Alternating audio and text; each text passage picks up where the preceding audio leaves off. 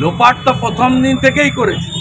তড়িঘড়ি সুইসাইড বলে বাড়িতে খবর দেওয়া, ইউডি কেস চালু করা এবং যারা আরজি করে স্টেক হোল্ডার নয়, সুশান্ত রায়, অভিক দেদের ডেকে নিয়ে গিয়ে তদন্ত, আপনার প্রমাণ লোপাটের চেষ্টা, তারপরে রিনোভেশনের নামে ঘর ভাঙচুর করা, সবই তো প্রথম দিন থেকে করা হচ্ছে।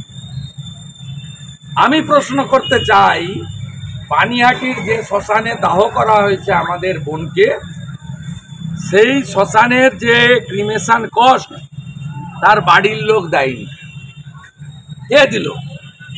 আমি পরশুদিন ছবি দিয়ে বলেছিলাম নির্মল ঘোষ যাবে কেন? ব্যারাকপুর কমিশনারেটে অভিষেক গুপ্তা ডিসি যাবে কেন? আজকে দুটো তথ্য আপনাদের দিচ্ছি, প্রমাণ হয়ে যাবে, দেখে নেবেন। আমি opposition leader, responsible public functionaries. এক, ক্রিমেশনের খরচ বাড়ি থেকে পে করেনি, কে করেছে? দুই, ক্রিমেশনের সময় যে সই করতে হয় ওর বাড়ির লোক সই করে, রেজিস্টারটা খুলে দেখতে। দাদা, প্রবাসী শ্রমের নাম হচ্ছে ছাত্র সমাজের কর্মসূচি, আপনি কি সেটাতে থাকছেন? এটা তো দলীয় কর্মসূচি নয়, বা বিজেপির কর্মসূচিও নয়। আমাদের ভারতীয় জনতা পার্টিতে স্ট্যান্ড অনেক আগেই ক্লিয়ার করেছে যে যেখানে ভারতীয় জনতা পার্টি নিজেই কর্মসূচি করছে, আজকেও একগুচ্ছ কর্মসূচি রাজ্য সভাপতি ঘোষণা করেছে। আর যেখানে ছাত্র সমাজ বা প্রতিবাদী জনতা, সচেতন নাগরিকরা পতাকা ছাড়া কর্মসূচি করবে, সেখানে ভারতীয় জনতা পার্টির সভ্য সমর্থক, ভোটার, নেতৃত্ব কারো যাওয়ার ক্ষেত্রে বিজেপির কোনো বাধা নেই। সিপিএম যেমন চায় যে মমতা ব্যানার্জির সরকারটা থাকুক, তেমনি ভারতীয় জনতা পার্টির লক্ষ্য এবং উদ্দেশ্য হচ্ছে যে আমাদের ডাক্তারি বোন, যার মর্মান্তিক বেদনাদায়ক সরকারি ধর্ষণ এবং মৃত্যু ঘটানো হয়েছে, তার অভিযুক্তরা চরমতম শাস্তি পাক। 14 তারিখ রাত্রে তৃণমূলের গুন্ডা বাহিনীর দ্বারা আরজি করকে যেভাবে ভাঙা হয়েছে, আন্দোলনকারীদের উপর অত্যাচার করা হয়েছে, তার প্রকৃত দোষীরা উপযুক্ত সাজা পাক। সর্বোপরি দফা 1, দাবি 1, মুখ্যমন্ত্রীর পদত্যাগ। এটা ভারতীয় জনতা পার্টি একেবারে অন্তর থেকে সমর্থন করে। বিরোধীরা অভিযোগ করছে যে আপনি রাজনৈতিক উদ্দেশ্যের জন্য এই নবান্ন অভিযানে থাকছেন এবং সেখানে হামলা চালানো। না, নবান্ন অভিযান অরাজনৈতিক কর্মসূচি, তাতে কে থাকবে কে থাকবে না তার ব্যক্তিগত ব্যাপার, আপনাকে তার উত্তর আমি দেব না, এবং এ ব্যাপারে কারোর পরামর্শ বা জ্ঞানও শুনব না।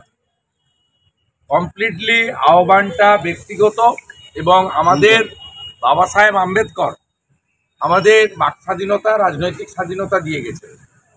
অতএব আপনি কি করবেন, আপনি যেমন নিজে ঠিক করবেন, অন্যরাও কি করবেন তাদের উপরে ছেড়ে দেয়।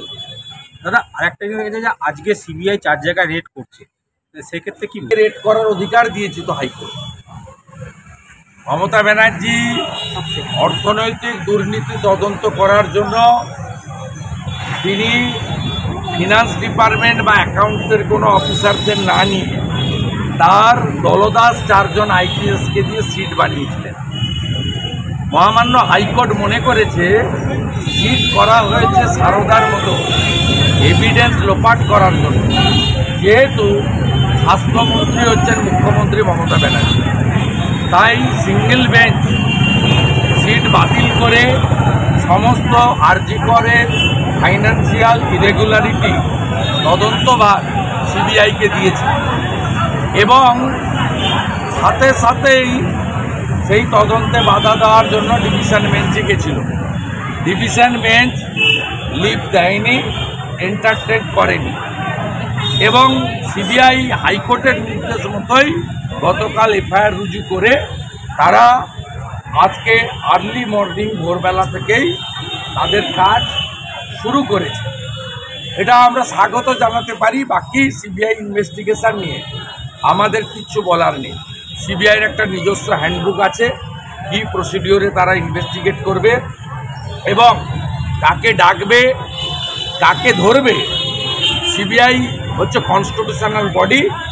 এখানে যেমন সব নিয়ম ভেঙে রাজীব কুমারকে ডিজি, প্রবীণ ত্রিপাঠীকে সিপি হাওড়া, মমতা ব্যানার্জি তার নিজের ইচ্ছায় করেছেন, সিবিআই ডাইরেক্টর নিয়োগ করে মাননীয় প্রধানমন্ত্রী, মাননীয় বিরোধী দলনেতা লোকসভা, মাননীয় প্রধান বিচারপতি সুপ্রিম কোর্ট।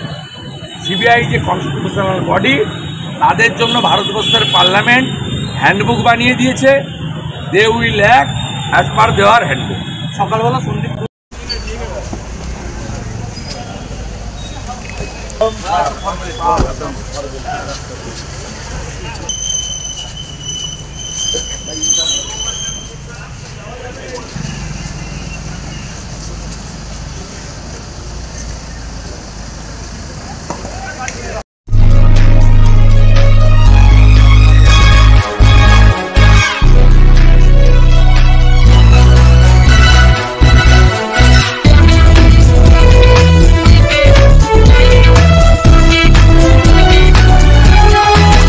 আপনারা দেখছেন এনপিএস নিউজ, সবার সাথে সবার মাঝে।